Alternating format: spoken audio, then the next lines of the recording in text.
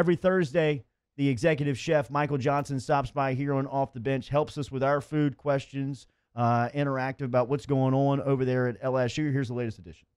No intro? All right. Chef, how are you? Good morning.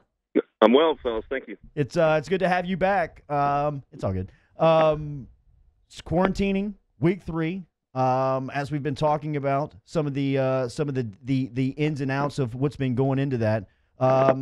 Since the last time we talked, how's your quarantine been going? That's going well.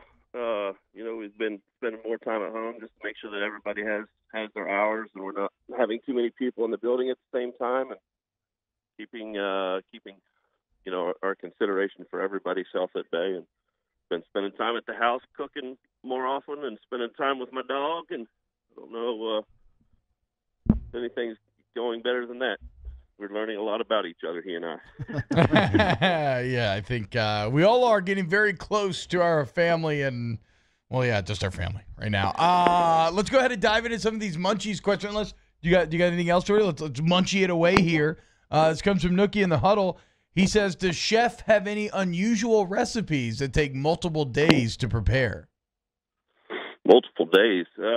Actually barbecue, I usually take 2 or 3 days to prepare. Oh, my God. It may sound crazy, but, I spent a lot of time in Kansas City, and so I'll rub for a day and let it rest for about 24 hours, and then we'll smoke for 18. Oh, and wow. Then, you let that rest for a good long while. So, it takes – a good barbecue takes a few days, yeah.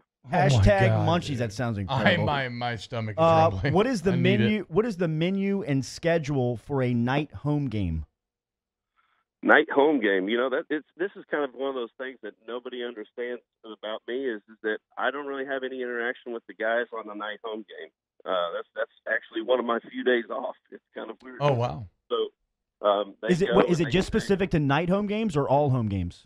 Any home game, yeah. Okay. So any home game, we're actually off. So we feed them right up until Thursday, and they go into a sequence of events over at Lod Cook, and they have a caterer over there that feeds them as well. And they feed them well. And another interesting thing is that the menu for the team does not deviate whether we're at home or away going into that sequence of events.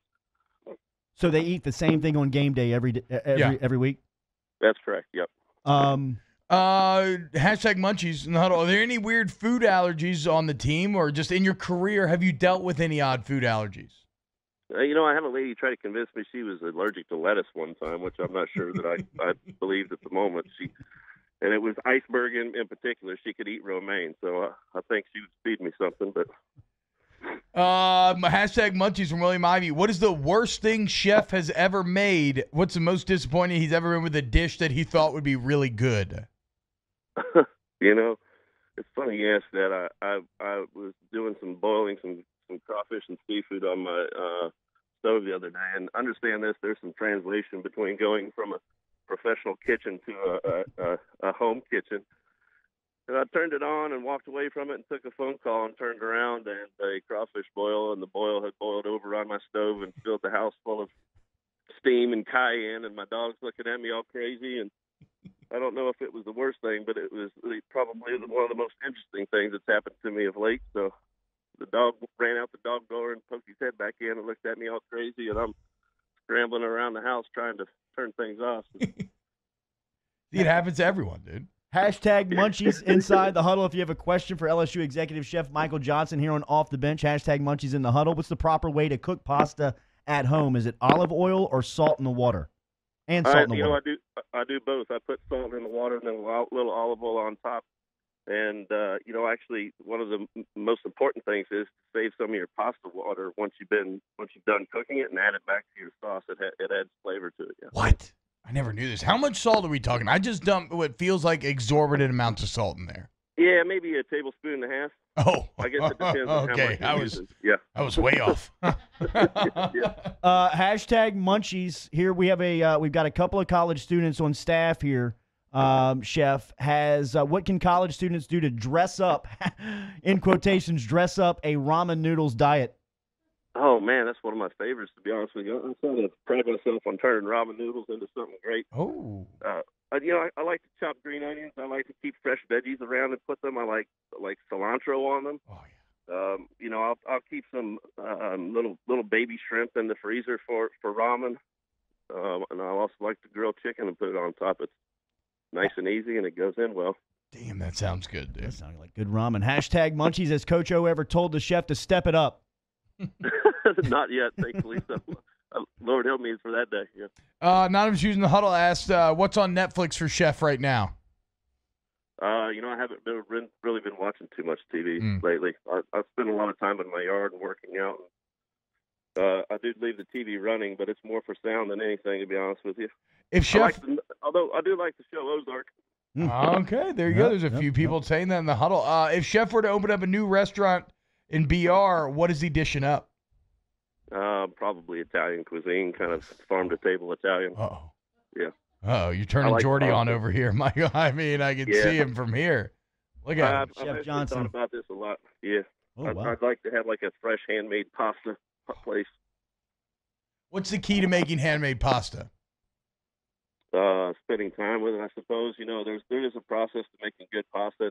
And I've had like vegan pastas where it's just pasta or flour and water, but I like egg and olive oil in my pasta for sure. Chef, a true Italian deli would crush it in Baton Rouge. Yeah, I hear you. I mean, like, we should talk. Business ideas here. I'm telling you, man. Hashtag never Munchies. been a better time to open up a restaurant than the quarantine. Right now. Let's see here. I want to make sure that we can read these on the air. You asked him about the worst thing he's ever made. Oh, Yeah. Here we go. Will the chef use mayo instead of butter on a grilled cheese? Oof. I've never tried that, but I do put mayo on my fries, so I guess I'd try it once.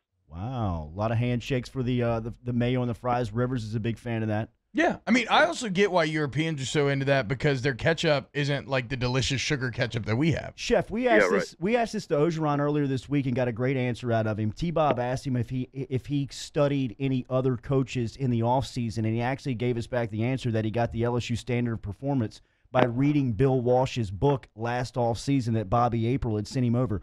Do you study, watch, look at other chefs to kind of get ideas from? Absolutely. Yeah. I mean, that's absolutely how I learned my craft. And chefs from Seattle, I've been all over the place, and I picked up something from all of them.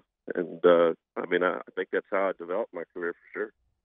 Oh, wait, here I lost it for a second. How long do you boil/soak your shrimp? Asked Champ. Soak my shrimp. Well, probably 6 to 7 minutes, but I also need to stress that you don't boil shrimp, and I know people don't like to hear that. You I might have gotten trolled there. Yeah, you bring it up to a simmer, and then once you see the simmer, you stop and soak, and a lot of people miss that, but shrimp for 6 or 7 and crawfish like 12 to, just depends on what size they are, to be honest with you, too. Hashtag Munchies, what's your favorite band? Band? Yeah. I guess I like the Beatles, to be honest with you. I like old stuff, The Who, stuff like that. Do you keep it rocking in the kitchen when you're cooking? I used to. Not everybody in the kitchen likes music that of my taste. I also like old country music, so I get some interesting looks over that. But How many chefs? Yeah, we try to keep some music in the kitchen for sure. How many chefs do you have in the kitchen right now cooking? Right now, I think we still have close to 20. Whoa! Damn. Wow. And squad. we're running 2 shifts, and we keep busy. There's a lot of work to be done when you're sanitizing everything too. I mean, the amount of work that we're doing to keep things safe is kind of extraordinary. So, I know that your industry right now and a lot of friends in your trade are suffering setbacks with with closures to restaurants and just doing the takeout and delivery method right now. Is there a message that you want on the way out for any of those workers that you want to give them? Yeah. We'll give you this platform. Just that to stay strong, and my heart goes out to everybody. And I firm feeling with it. Everybody's going to respond back, and probably even stronger and better. It's a tough time, and just everybody know that our hearts are with them. Chef, thank you as always for your time. We'll talk to you next Thursday. For sure. Take care, guys.